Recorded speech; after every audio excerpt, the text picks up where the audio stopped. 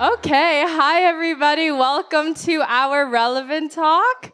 Can you all hear me okay with this mic? Awesome.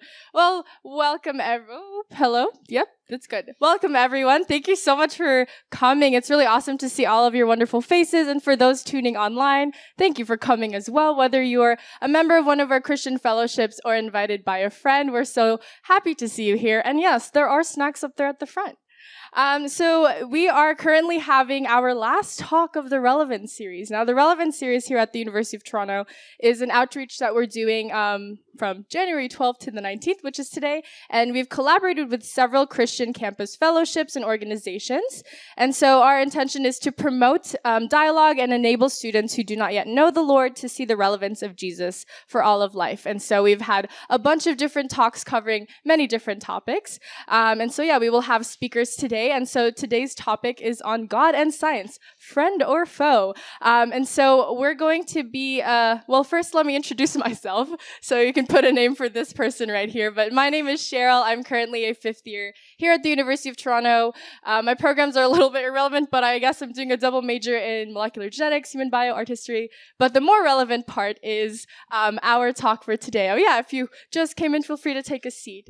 So I'm going to begin with a land acknowledgement. If you're hearing about this for the first time, it's Indigenous protocol to really recognize and respect the Indigenous roots and cultures of the places that we are on. As Christian organizers of this event, we believe all land and all peoples were created by God. And we want to acknowledge that the land on which the University of Toronto lies, which is the traditional territory of the Wendat, the Anishinaabe Nation, the Haudenosaunee Confederacy, the Mississaugas of the New Credit First Nations, and the Métis Nations. And this is still home to many First Nations from across Turtle Island, and Turtle Island is referenced to North America. Now, we thank these first people who continue to live on these lands and care for them, and whose relationship to these lands existed long before the founding of Canada. We are grateful to be able to live, learn, and play on these lands. I'm going to go on and move on to slide go. We can have the next slide. So something that we're going to be using today is a really cool tool called Slido. What is that? A QR code. What can you do with that QR code? Scan it if you would like. With Slido, we're going to be inviting you to submit questions while the talk happens. So feel free to scan that, get that ready while we invite our speakers. Feel free to write any questions that you may have. If you notice that there are questions being submitted, feel free to give it a like if you think it's really interesting, because it will help bump it up to the very top. So that is going to be the tool we will use to connect with you as the audience to ask all your questions relating to God and science. All right. Now I'm going to be introducing our wonderful speaker. So we have Dr. Edwin Gallagher. Sorry, my slides here. Who has an MD PhD and is an intensive care physician and assistant professor of medicine and physiology at the University of Toronto. As a researcher, he studies new treatments and support strategies for patients with respiratory failure, and he also writes and speaks on medical ethics and the relationship between Christian faith and science. And he lives in Toronto and attends Christ Church, Toronto. So let's give a big warm welcome to our speaker here. Good evening, everyone. It's an honor and a pleasure to be invited to address this topic with you this evening. Faith and science is a common area that raises questions both for Christian believers and unbelievers alike. And so this evening we have an opportunity to wrestle through some of those issues. Now there's many different issues that we could talk about. It's just echoing just a bit. I don't know. There's many different issues that we could address, but over the next 20-25 minutes or so, I thought I'd begin by addressing specific areas where faith and science are thought to be fundamentally in conflict. Not so much about what they claim about the world, but rather about the way they approach the world. Their kind of methodological approach to the world. And so it's the case that not only do people say that the claims of faith and science contradict one another, but also the methods or approaches to knowledge of faith and science contradict one another. And in this sense, that raises the question, can you be a Christian and a scientist and have any kind of intellectual integrity? So it's customary when we present in science to begin by acknowledging our conflicts of interest, our competing interests. And so I want to be very honest with you that I have substantial competing interests this evening. I am both a Christian believer and a scientist. So if it turns out that you can't reconcile the two, you can't have intellectual integrity, that would be a big problem for me. It'd be very costly. I'd either have to give up being a scientist or I'd have to give up being a Christian. And both of those are very important to me. As I've been a Christian for 30-on years, I'm very involved in my church. In fact, I'm an elder in my church, so I try to be a role model and a pastor to others on their spiritual journey. And so being a Christian disciple is kind of fundamental to my identity. But at the same time, I'm a practicing physician and researcher. I dedicate most of my life to scientific endeavor. I train graduate students, postdoctoral fellows, medical students, residents on the art and science of pursuing new ways of understanding disease and how to treat them. So that's also incredibly important and significant in my life. So I have a profound competing interest this evening because if I'm wrong and the two can't be reconciled, that would be very costly for me.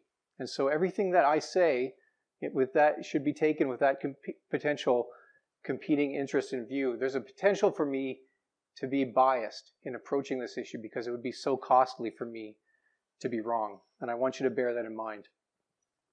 So with that said, let's think about two potential contradictions between faith and science. And the first one is that faith and science are sometimes held to be contradictory modes of belief. So what do I mean by that? Well, the contradiction is thought to be that, well, science is really all about evidence-based belief, and religion is really all about faith-based belief. And those seem very different ways of approaching the world. So, for example, faith is sometimes understood to entail blind trust or belief despite evidence. And a famous atheist and famous scientist, Richard Dawkins, said, quote, "Faith is the great cop-out, the great excuse to evade the need to think and evaluate evidence. Faith is the belief in spite of, or even perhaps because of, the lack of evidence." So that seems very contradictory to the scientific way of thinking, which is supposed to be all about evidence, about data, about transparency, about honest judgment, about openness to being wrong, about testing hypotheses and subjecting them to efforts to refute them. So science seems about rigor, about data, about evidence and experimentation.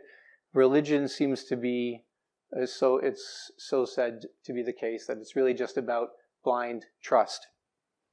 But I want to suggest to you that that purported contradiction is really a kind of false dilemma, because it basically misunderstands what we mean by faith when we talk about faith in Christianity.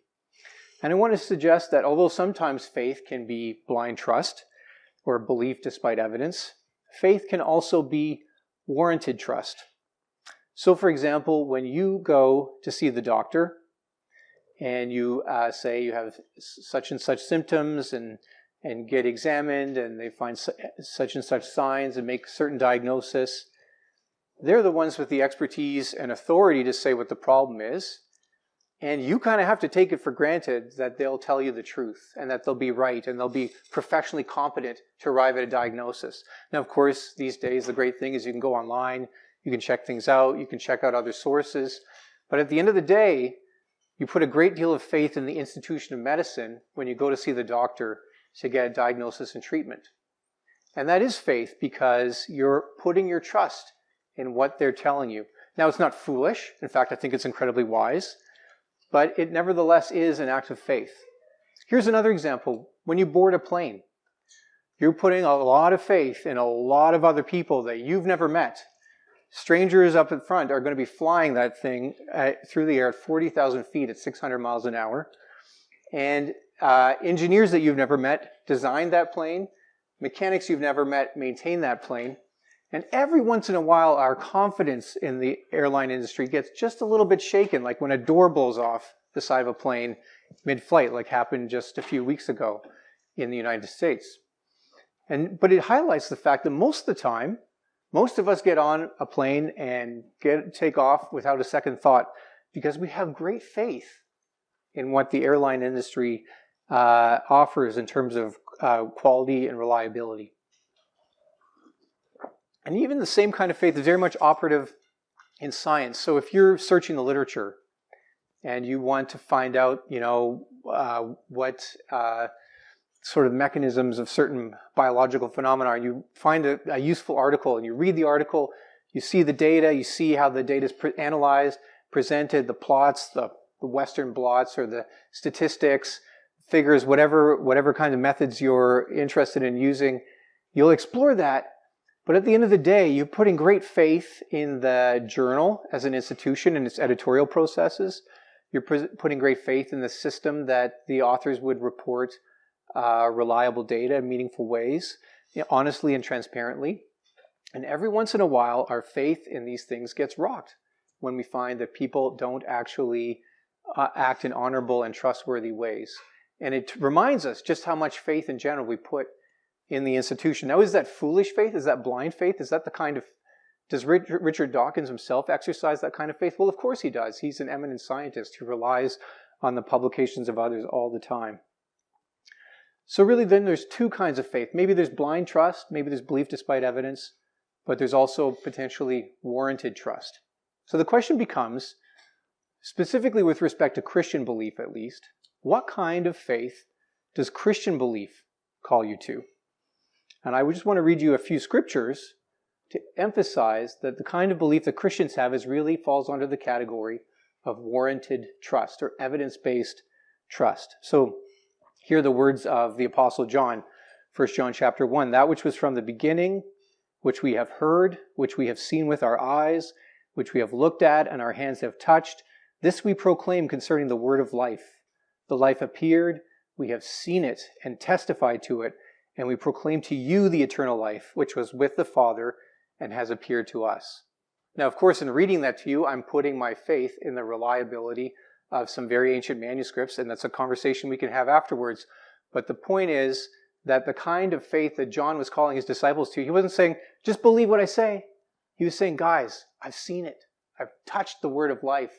And that's what I'm proclaiming to you. It was evidence or warranted trust. These are the words of Jesus when the disciples of John the Baptist came to him asking if he was the Messiah. And Jesus replied to the messengers, go back and report to John what you have seen and heard. The blind receive sight, the lame walk, those who have leprosy are cleansed, the deaf hear, the dead are raised, and the good news is proclaimed to the poor. Blessed is anyone who does not stumble on account of me. He was saying, look at what's happening all around. Now again, we have to trust the witness of these records, these ancient writers, and that's an important issue for you to examine when you're deciding whether to put your trust in the Christian faith.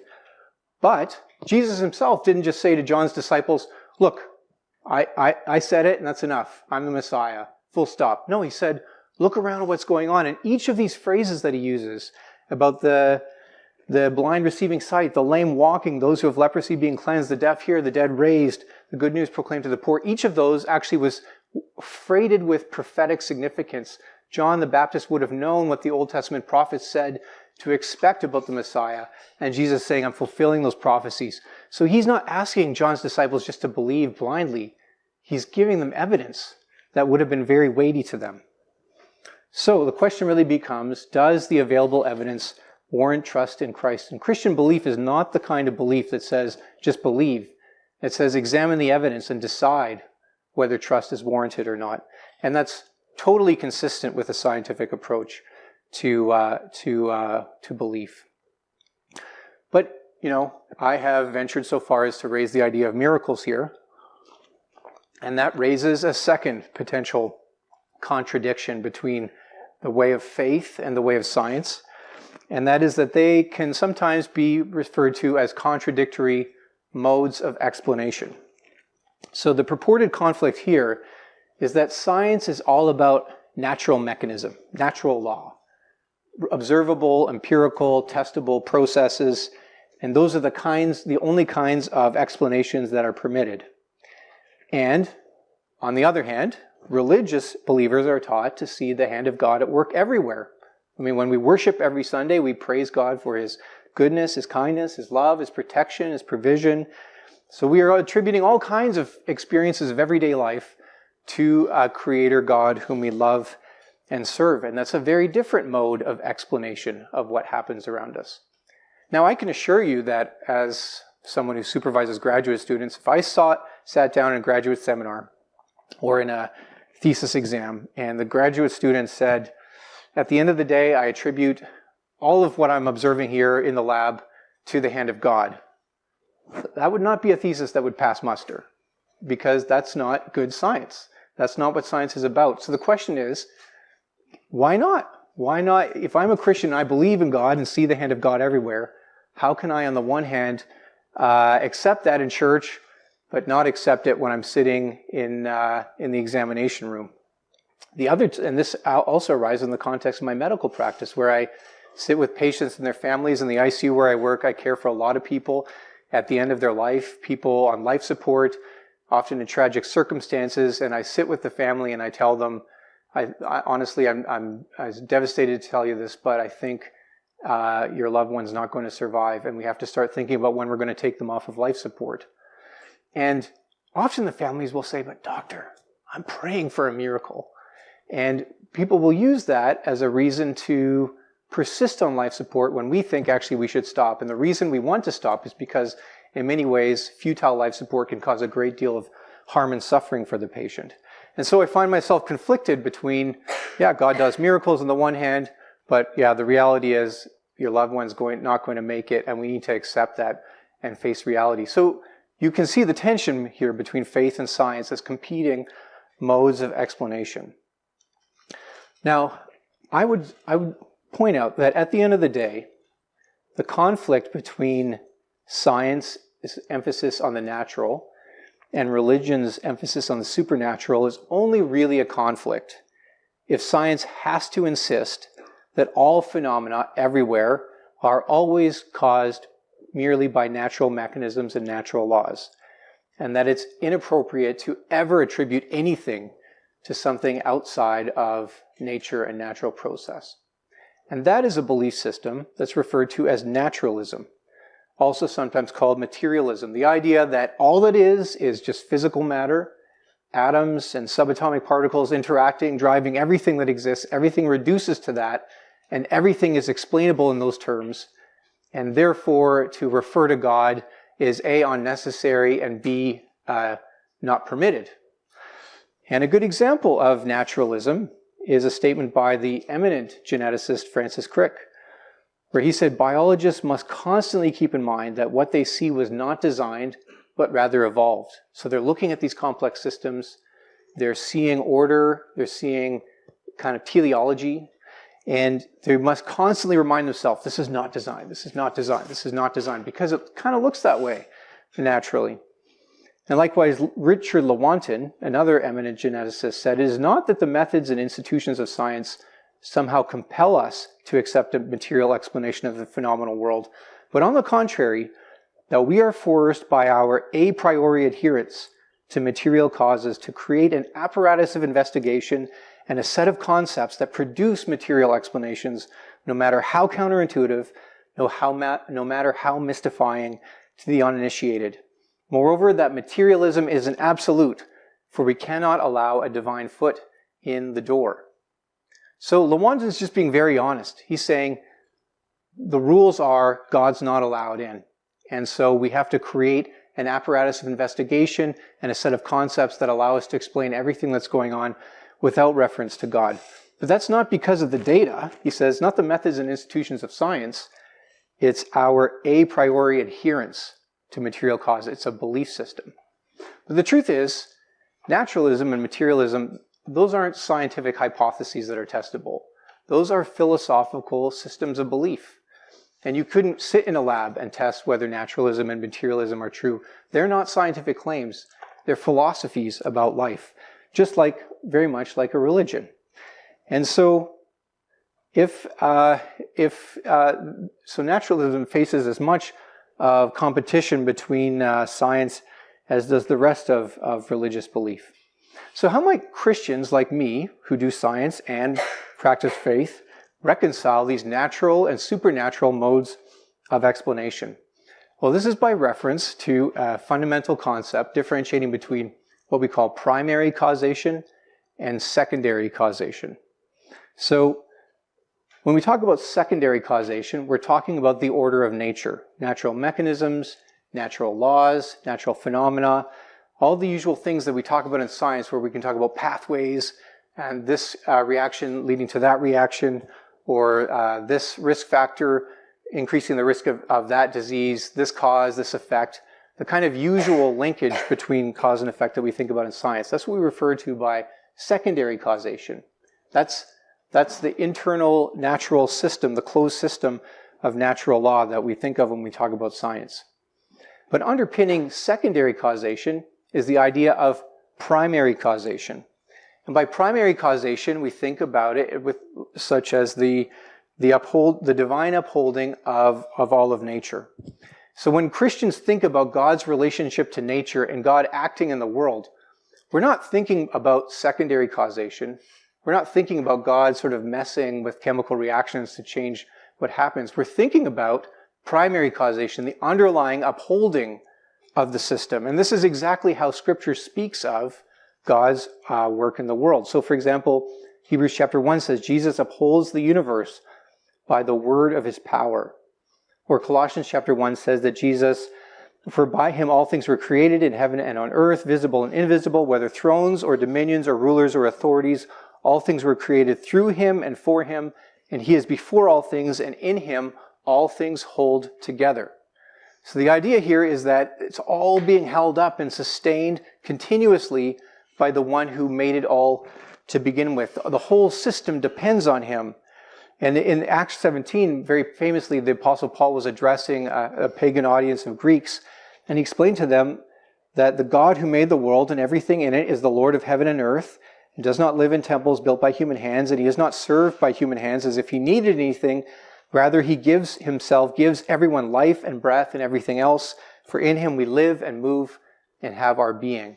This kind of dependence, this kind of God holding up everything going on is exactly what we mean by primary causation. So a way to think about the relationship between primary and secondary causation is very much like the relationship between an author and characters in the novel that she's writing.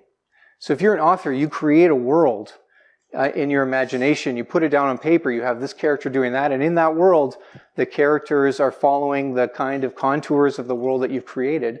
That's what makes science fiction so interesting, for example. But ultimately, all that world depends on you as the author, and that's the difference. So there can be causation within the novel, but then there's causation underneath the novel, and that's the difference between secondary and primary causation. And the significance of differentiating between secondary and primary causation is that it actually allows us to explain the existence of the natural order. Just why is it that there are laws of nature that everything seems to obey? Why is it that we can predict things on the basis of the law of gravity in a very constant mathematical way? Why are there constants, gravitational constants, cosmological constants, that we can measure that things seem to insistently follow no matter what? Why are there 4 fundamental forces, and why are they always obeyed? Why is the law of thermodynamics always obeyed? This, most of the time, for a naturalist, is something that you just say, this is the way it is, without reference to any underlying explanation. It's a brute fact. But accepting brute facts is not good scientific practice. And when science really first took off, it took off because the people who practiced science expected law and order in nature. Listen to Robert Boyle, the father of modern chemistry. He said, God is the author of the universe and the free establisher of the laws of motion. Or Isaac Newton, he said, without all doubt, this world so diversified with that variety of forms and motions we find in it could arise from nothing but the perfectly free will of God directing and presiding over all. Albert Einstein, everyone who is seriously engaged in the pursuit of science becomes convinced that the laws of nature manifest the existence of a spirit vastly superior to that of men. And so if you're going to be honest with yourself, you see this regularity in nature, You don't even have to see miracles to see that God exists. It's the fact that nature behaves in such a regular and predictable way. It's the fact that it becomes accessible to our minds so that we can study it that is in and of itself a kind of miracle. So if anything, science and faith are not in contradiction. Science actually depends on God's continual upholding intervention. This means that miracles, although incredibly rare and something we ought to approach with great skepticism, it nevertheless can happen because they are simply God interacting with the world that he continuously upholds. And we have good reason to think that the natural order will generally prevail. For this reason, Scripture praises God for his steadfast love and his faithfulness. He is an unswerving God, committed to the good of the order that he created. So I want to conclude simply by saying that with respect at least to modes of evidence and explanation, I honestly don't see any conflict between faith and science. There may be lots of other issues for us to talk about this evening, but with respect to the question of faith and whether faith is appropriate for a scientist, insofar as Christian faith is warranted trust, it's appropriate. And insofar as we recognize that God gives us an explanation for the order that we see in the world, then it's appropriate to see the natural and the supernatural at work at the same time. But the truth is that the idea that science depends on God raises some implications for all of us in this room, for who we are and for how we ought to live our lives. Listen to the words of Acts 17. This is Paul again speaking to his audience in Athens. Therefore, since we are God's offspring, we should not think that the divine being is like gold or silver or stone, an image made by human design and skill. In the past, God has overlooked such ignorance, but now he commands all people everywhere to repent. For he has set a day when he will judge the world with justice by the man he has appointed. He has given proof of this to everyone by raising him from the dead. And the reality that the world that we inhabit, the world that we study, continually depends and is continually upheld by a creator and sustainer of all things, implies for us an obligation to worship. If there is a God, we ought to worship him. And so I think many of us in the room, particularly if we're not already religious believers, naturally are resistant to this idea. We don't like the idea that there's a God. We don't like the idea that there's an authority over us. And at the beginning I said that I have a competing interest with respect to this issue of God and science. But I think the truth is that all of us have a competing interest with respect to this issue of God and science, because if we don't believe in God, the idea that there is a God means that we have to surrender some measure of autonomy. At the end of the day, we are not the final authority over how we live our lives. And that gives us a reason to want to deny the existence of God, or want to deny that faith and science can be reconciled. So we have to be honest about all of our different competing interests this evening. So I would just want to close by asking the question, if it's the case that there is a God, and if it's the case that we would therefore have to worship him, and if it's the case that therefore we have to surrender our autonomy to him, recognizing that he's creator and we're a mere creature, what would make that worthwhile? What would be the point? What would be the value in doing that? Jesus said that the kingdom of heaven is like a treasure hidden in a field. When a man found it, he hid it again, and then in his joy he went and sold all that he had and bought that field. Again, the kingdom of heaven is like a merchant looking for fine pearls. When he found one of great value, he went away and sold everything he had and bought it. And so the question is, what's Jesus saying? What is it about the kingdom of heaven that's so great that makes it like a pearl of great price, or like a priceless field that you're going to go sell everything so that you can buy this field? What's the hidden treasure? Well, 3 things. True love, in being reconciled to the one who made you for himself. You find true joy and true happiness. The famous Christian church father Augustine said, our heart is restless until it finds its rest in you. That's what's on offer for us if there is a God and if he loves us. True life. Romans chapter 2, God says God will repay each person according to what they have done. To those who by persistence in doing good seek glory, honor, and immortality, he will give eternal life. You know, I was struck by this. In some sense, the appeal of science, the appeal of being a great scientist, of winning a Nobel Prize, or all the other kinds of prizes, the way that science allows us to make a name for ourselves, part of the appeal of that is the idea of immortality. My name will be known and remembered forever. We look back and we think of the great scientists of ages past. We remember their contributions, and there's a kind of way in which they live on in our worlds. But here, knowing and serving and honoring God, we find the true immortality and the true glory with Him forever that our hearts long for. And finally, true purpose. True love, true life, true purpose.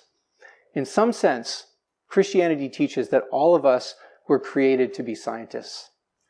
The creation story teaches us that humanity was created to exercise dominion over the world God made. Not a harsh, wanton dominion where we just get our way and take advantage of the world God gave us, but rather a stewardship where we explore, understand, and exercise control over the world, so that by understanding nature and bringing its mechanisms into our grasp, we discover and invent.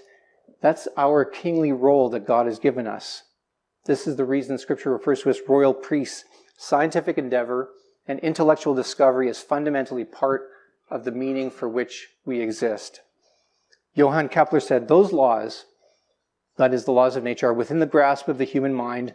God wanted us to recognize them by creating us after His own image so that we could share in His own thoughts.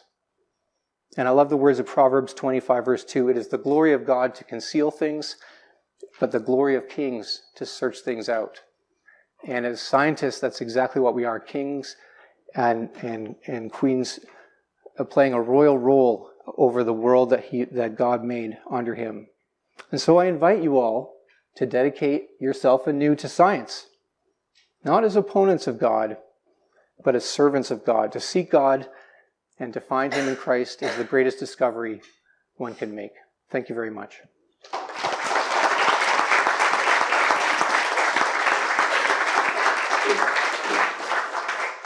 Thank you so much, Doctor, for the really insightful talk.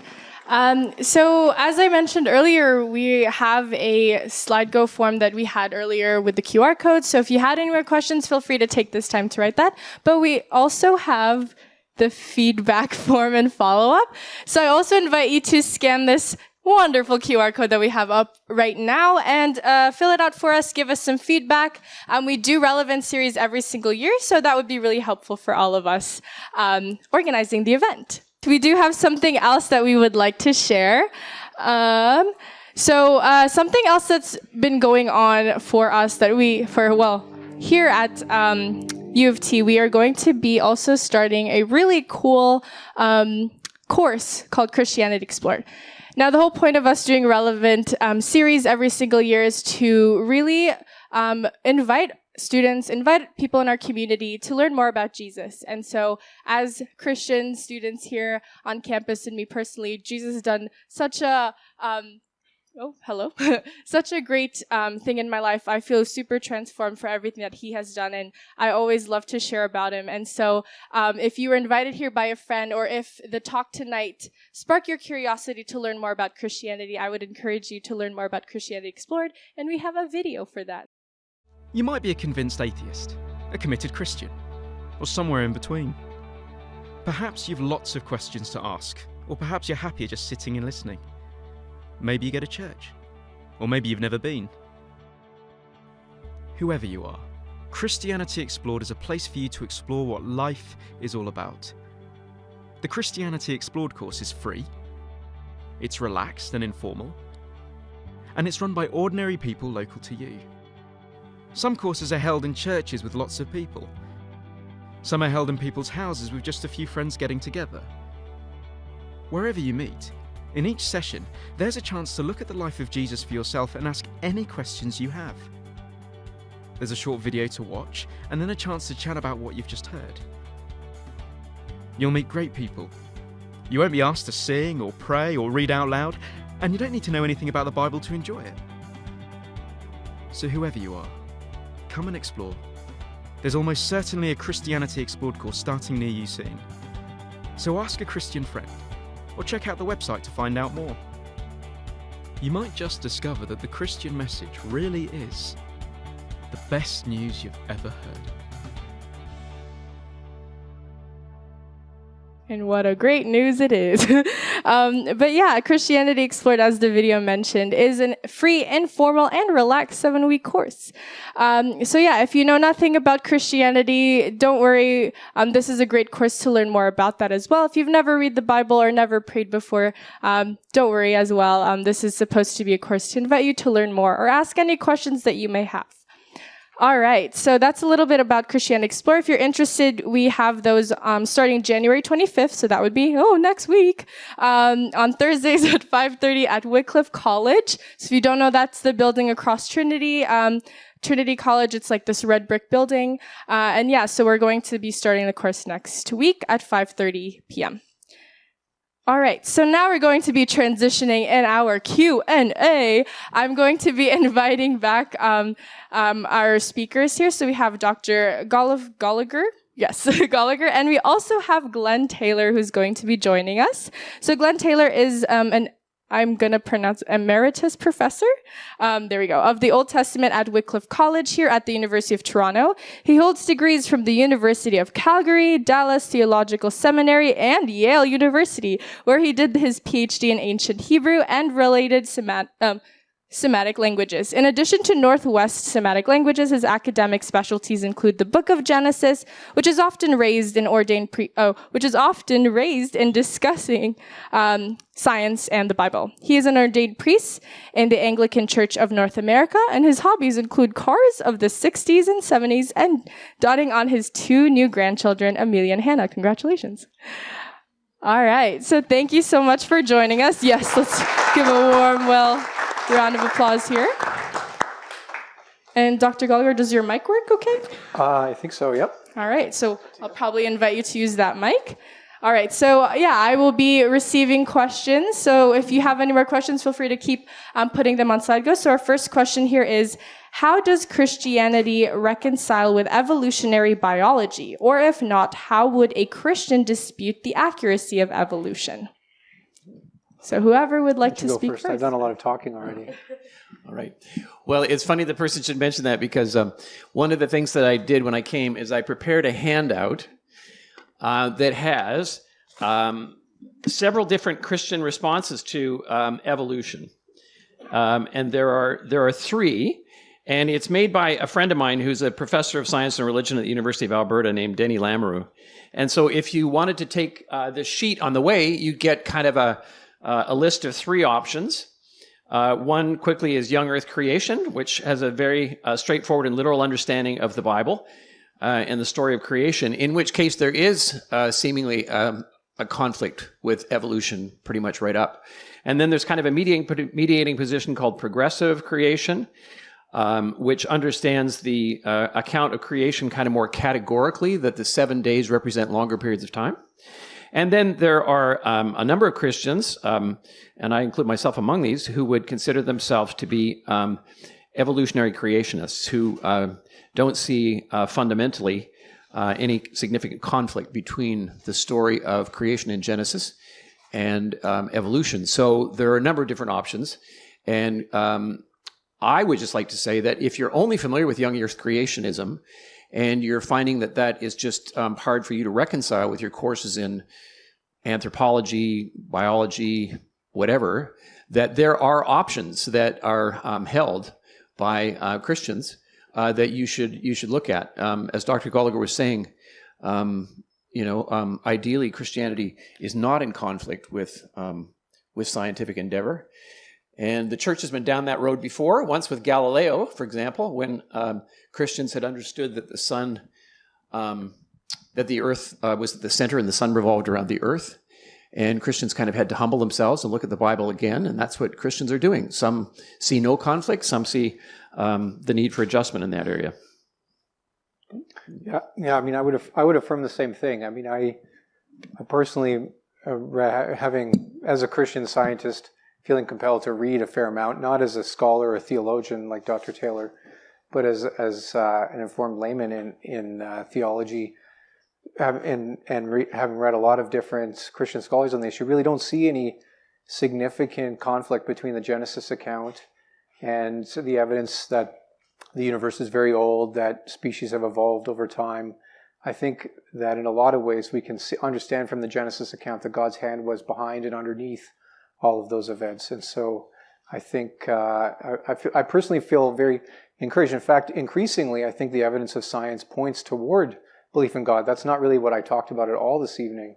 But there is, for example, a wonderful book called The God Hypothesis that you can purchase at your local bookseller, which summarizes the growing and emerging evidence from cosmology and physics, from biology, from chemistry, all the ways in which science supports and strengthens one's belief in God. Even just the idea that there's a beginning to the universe is a huge problem for someone who doesn't believe in God. I mean, I know there are theories and hypotheses, but they almost feel a little bit like blind faith to me, because they're the idea of speculating that there's a million or infinite number of unobserved universes takes a fair amount of faith to believe as well. So just very briefly, I really don't see a significant conflict. Oh, thank you for your... Can I just add one quick thing to that? Sure. Everybody assumes that the book of Genesis is meant to address scientific questions. But the book of Genesis was written like at least 2,000 years before Christ, when people they didn't have a scientific framework at all.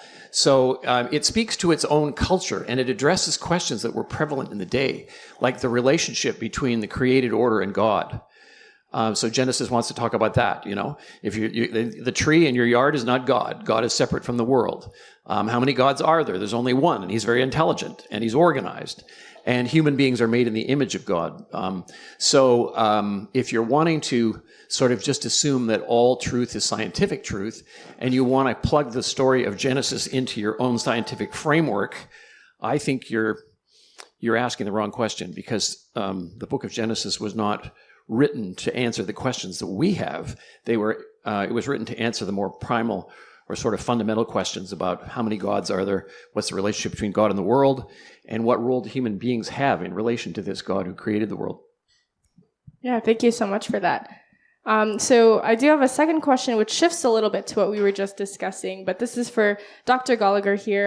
As a doctor, how do you react to some people putting their full faith in God and not believing in any medical assistance? Mm-hmm.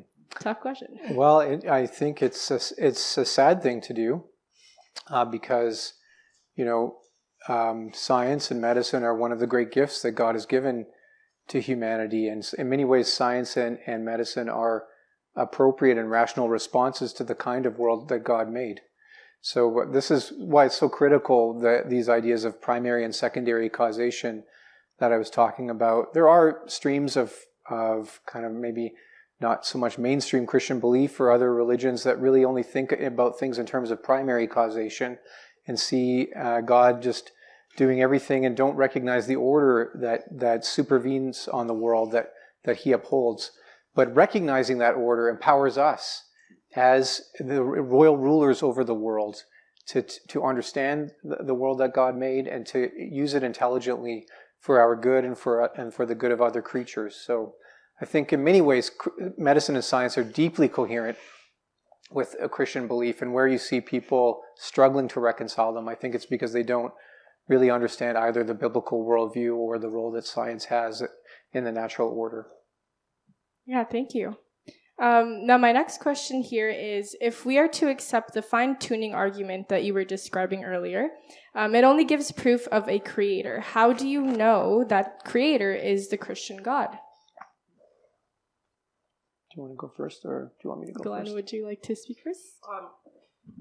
Yeah, I mean, it's a really good question. I mean, exploring these kinds of issues is like kind of a staged process where, some of the evidence will point to intelligence behind the created order, right? But it doesn't tell you, how many gods there are or what kind of a God it necessarily is. I mean, I assume that you would have to think that God was pretty organized and was ordered in order to create mathematical rules and stuff.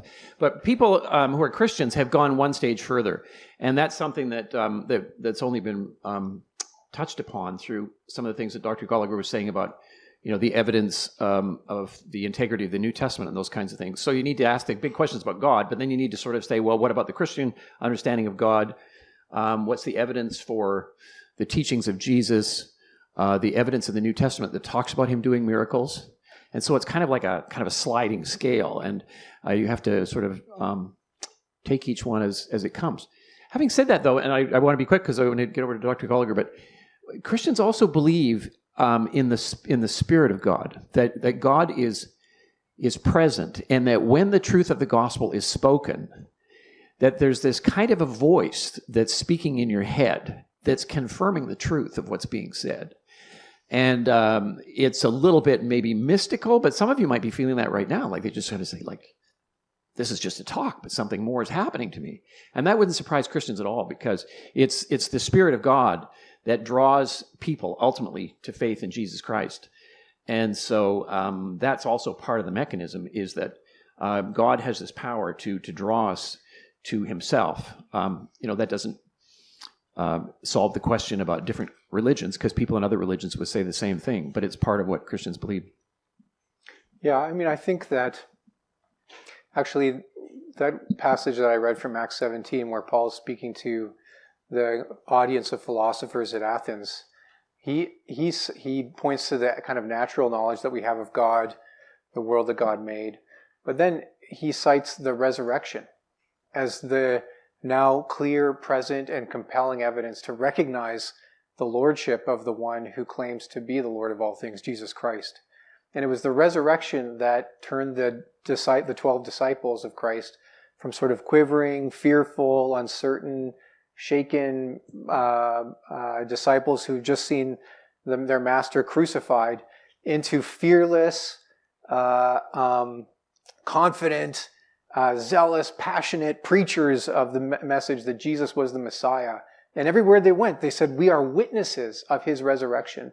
It's really ultimately the resurrection on which Christianity stands or falls. And I would encourage you, if you're, questioning, okay, maybe I can see God.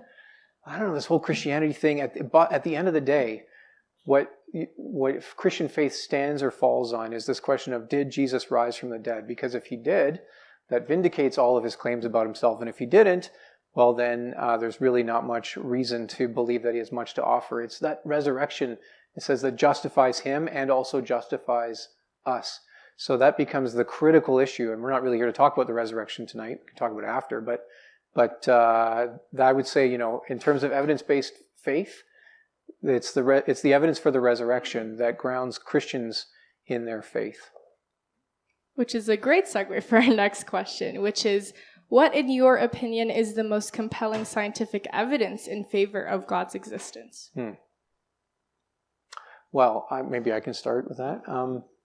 I would speak to the fact that where everyone is now forced to recognize that this universe had a beginning. I mean, that is something that nobody, before, I think it was 1917, 1918, when the physical evidence for that began to emerge. Before that, people were quite insistent that, there was no reason to believe that, and people didn't want to believe that because they recognized the theistic implications of that. But, once the evidence about astronomical evidence for the beginning of the universe began to emerge, Einstein famously said that he'd actually changed his equations because he thought they were leading him to believe that there had to be a beginning, and he's like, no, that can't possibly be the case, because that would mean there'd have to be a God and all this. So he actually changed his equations, and he got it wrong for that reason, and he famously regretted it. You can read about this in lots of different books about the history of science. So to me, the fact that the universe had a beginning, I'm like, where could it possibly have come from? It has to come from something outside this universe.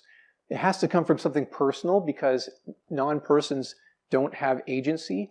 And it has to come from a being who's infinite, like incredibly powerful, wise, and all-knowing. So just the fact that the universe exists, the fact that we're all here, never mind the evidence from biology and fine-tuning and all this, just to me, all speaks to it all by itself, that the truth about God's existence is almost irresistible.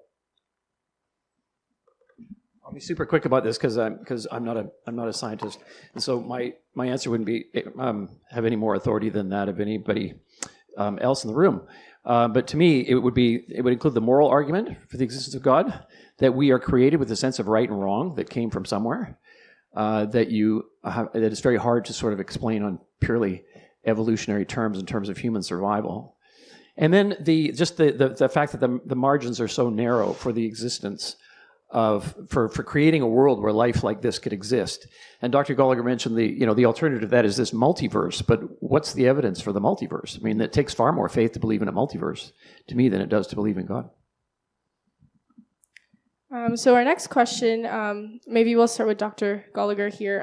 What is your opinion on humans attempting to modify natural life processes, such as genome editing, and how do you think God perceives this? Mm-hmm. Thorny bioethical questions. Love it. Well, so yeah, we tread on sacred ground here.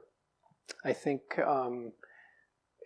in the first place, these kinds of efforts are entirely consistent with our God-given commission to fill the earth and subdue it, to understand the world that He created and to exercise control over it for the good of humanity, for the good of other creatures, and for the glory of God. So it's very much consistent with that kingly kind of role that Scripture describes. The critical issue is that as technology increases, as we have greater and greater capability, we need to be very careful to protect the sacredness of persons. And so, where these technologies are used to treat people as an end in themselves, to act with the interests and recognizing the sacredness and intrinsic value of persons, that's entirely appropriate. But where they start to be used, where we start treating other human beings as means to ends, that's when we start to get into territory where we're acting wrongly, I would argue. And that really relies on the notion that humans have intrinsic and inherent and incalculable value. So, you raised a really significant question about the appropriate limits of science and technology that, it's difficult to answer in one straightforward paragraph. But I would say this is the line, is that we must never treat one another merely as means to ends. And some of the kinds of ways in which these technologies might be used, just for example, human cloning, you cannot avoid treating another being as a means to an end when you're doing that. And so this is the fundamental problem. And, how I would begin to draw a line around what's appropriate and what's not. But at the same time, the drive to develop these tools is so significant because we can do so much good with them as well. So this is the gift that God's given us, the freedom of the will and moral judgment to exercise wise stewardship over the world that He made. I just add a footnote to that, because this is the part where I think the Bible comes into it, and I agree with everything that you said, Ewan. But I think there are times when the Bible does kind of want to address certain issues. Like, for example, a lot of people think that it will be possible one day to prolong human life by 2 or 3 times by genetic modifications. And to me, the story of creation in Genesis talks about God ordaining that we would only live for a certain period of time. And it's kind of God's way of saying, let's implement some damage control. These people are a bit out of control, and we just want to make sure that they're not granted immortality. And I can't think of anything that would create and foster selfishness than somebody creating something that would allow you to live for like 500 years. And I can assure you that it won't be people in the third world without a lot of money who are going to be at the front of the line to get whatever it is that could be done theoretically to enhance the length of human life. So sometimes these ethical issues do come in and address things from a biblical perspective, I think. Yeah, thanks for that. So let's switch it up. We'll have Glenn start for this question. The question is, do miracles happen in this time, and can these be investigated scientifically? She chose me. I don't know. Okay. Yeah. Good luck. Yes, I think absolutely. I mean, I think that Dr. Gallagher was very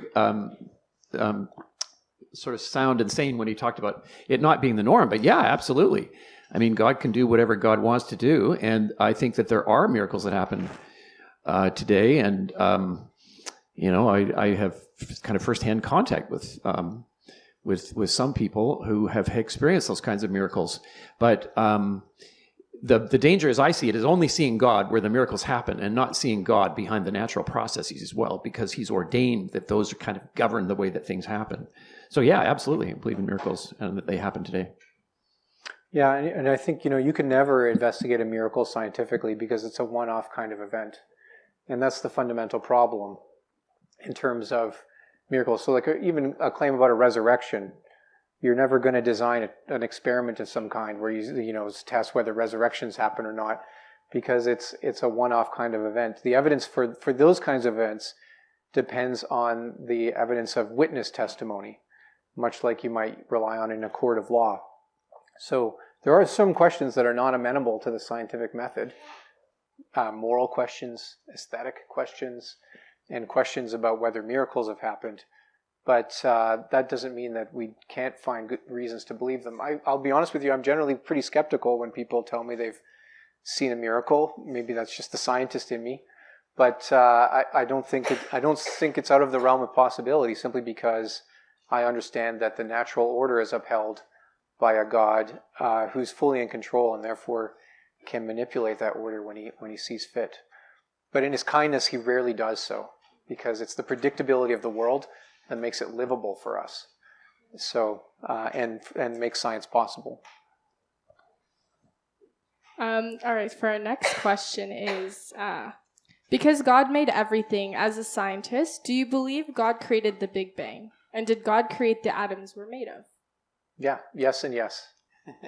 Yeah. That's what I think the Big Bang is, God Right. creating. Right, yeah, next question here. Quick and easy, love that.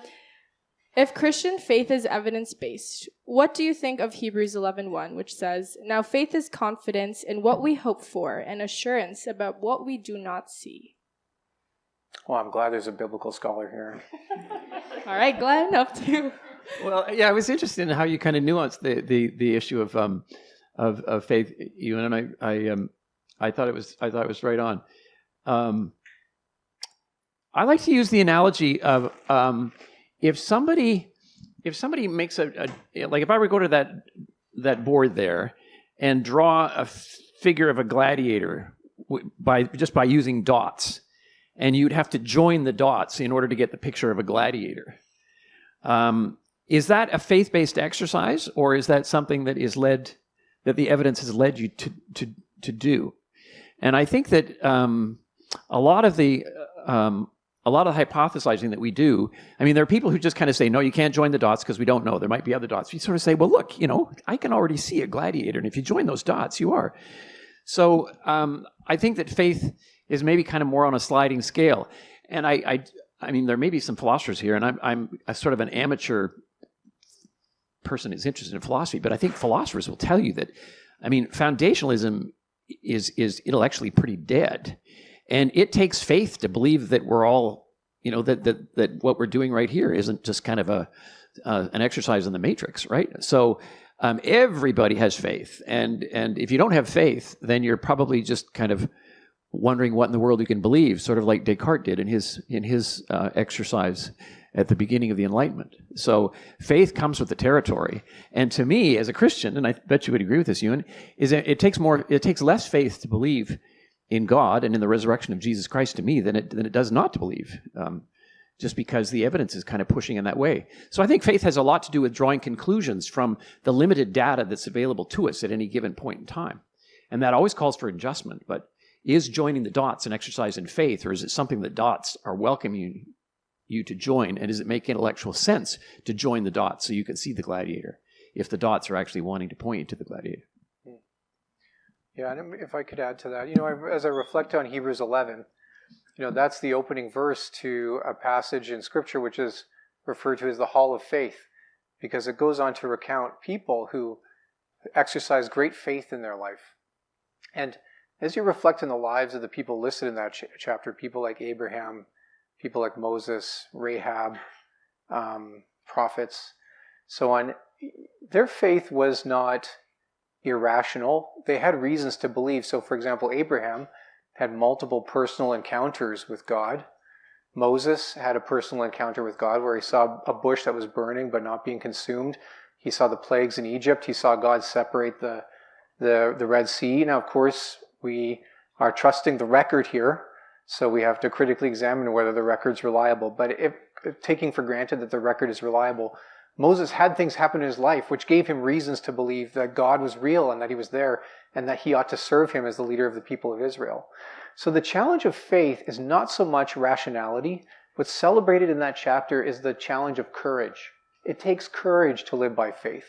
It's easier in some ways to ignore the things that force us to believe. But what's celebrated in that chapter is courage. So the virtues of a faithful person are not merely that they're rational, but they're also courageous. And the kind of world that we live in, a kind of world that's fallen, a kind of world where there's a great deal of suffering and pain, and I am witness to that both personally and professionally, requires a great deal of courage to look at the evidence for God and say, God, I believe even though I cannot understand why things are the way they are.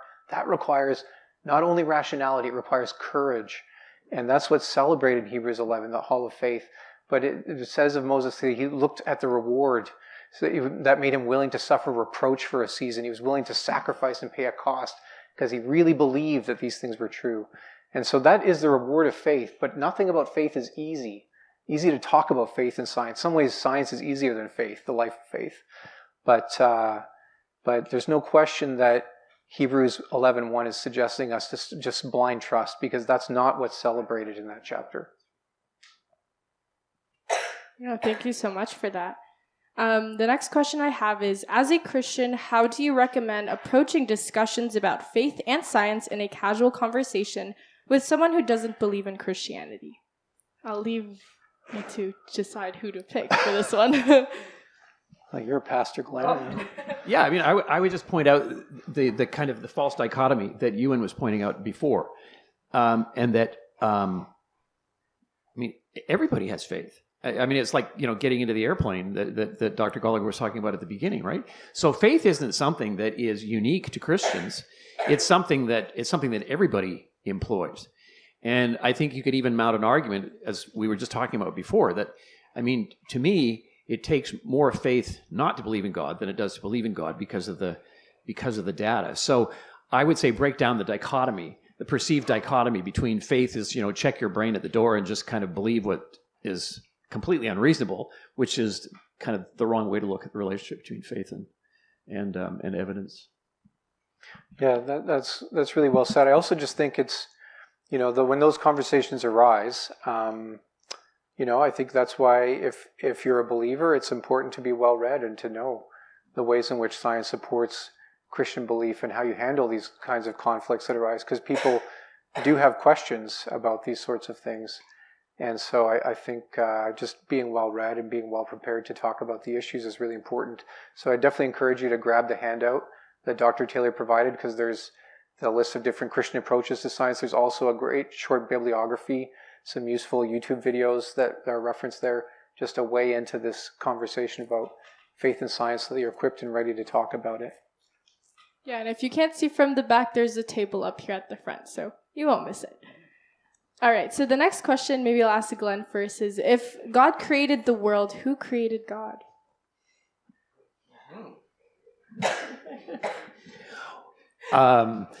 Ewan, how about you? No, I mean, that's a really good question. And I think you kind of have to make a category shift, because at a certain point, you have to affirm, it helps, I think, to affirm the eternality of God. And to say that, there's a difference between the created world and God. And that's certainly something that Genesis 1 is all about. I mean, from the very beginning, it says, in the beginning, God created stuff. And it wants to make a difference between, the natural world and this God who stands outside of it. I know John Lennox has a YouTube clip on the whole thing, who created God? And I think it's a common question that people ask, but my answer is not very robust or mature, and maybe Ewan's is better. Yeah, I would say that the way to think about this is we have to get into metaphysics a little bit. So there's basically two kinds of things that exist. There are necessary beings and contingent beings. Contingent beings exist by virtue of something else. They depend on something else for their existence. Contingent beings don't have to exist. There's nothing illogical about their non-existence. So, for example, the number 4 kind of has, it just kind of has to exist. It's a necessary kind of abstract object. When we talk about God, the question is God a necessary kind of being or a contingent kind of being? And the Christian claim about God, the God that we propose to worship, is that he is a being who exists necessarily, that there's no possible world in which God couldn't exist, because that's just what God is, a logically necessary being. One way to get to that is to think about a famous Christian teacher, Thomas Aquinas, talked about this argument of the unmoved mover. So the idea is that every cause has an effect, so every effect has a cause, and you keep pushing back until you get back to the uncaused cause. That's the first cause, the cause that exists just by virtue of the necessity of its own nature. And that's just what we mean by God. When we're talking about God, by definition, we're talking about a being who exists necessarily.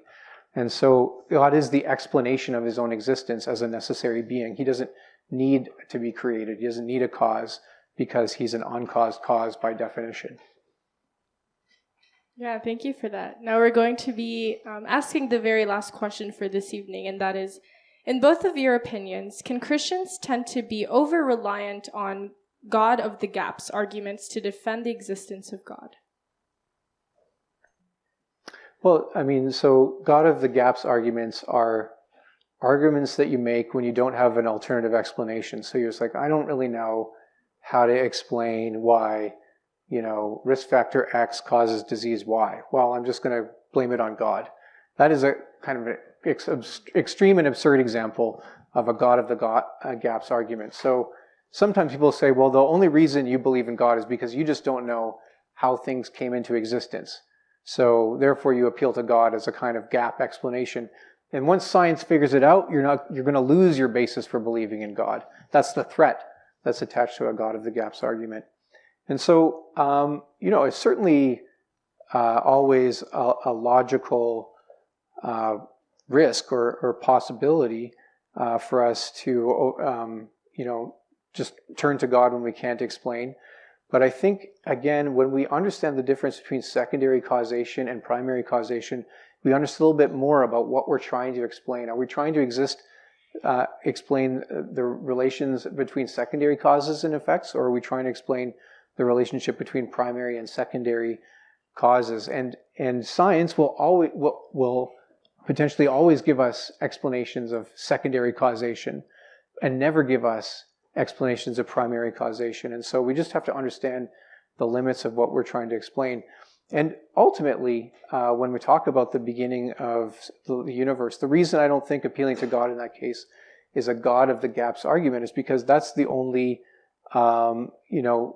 reasonable explanation, just by the nature of things, not so much just because I don't have another explanation.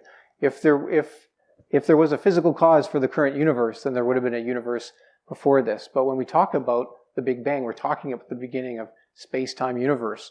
So by definition, there was no physical cause before that. So it's just by nature of the thing we're trying to explain that I think there's no God of the gaps argument when I appeal to God's existence as an explanation for the existence of the universe. That was a bit rambling, but I hope it made a modicum of sense. I think it's kind of a dangerous way to approach things, is to attribute to God the gap stuff, and maybe that's why there are so few people who, or there are less people who believe in God now than before, because science has done such a good job of explaining things. But there's no reason to have that distinction, because the natural phenomena that are around us, in many cases, are so incredibly complex that it's the stuff that isn't part of the gap that also can point to God. I had to chuckle when the question was asked, because I've taken some courses in archaeology and have dabbled in it a bit, and I noticed that if archaeologists can't explain an object that they discover, they say it must be a religious object, and it's kind of the same gaps thing. We don't know what to do with it, so let's call it a religious object, and there's kind of irony and silliness in that at the same time. Well, thank you so much for our panel. I invite you all to give a big round of applause.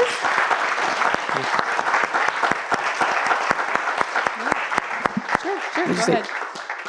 This is the end of the Relevant series, and some of you, I hope, will be joining Christianity Explored. But if not, there are a couple of little black and red brochures there in addition to the handout.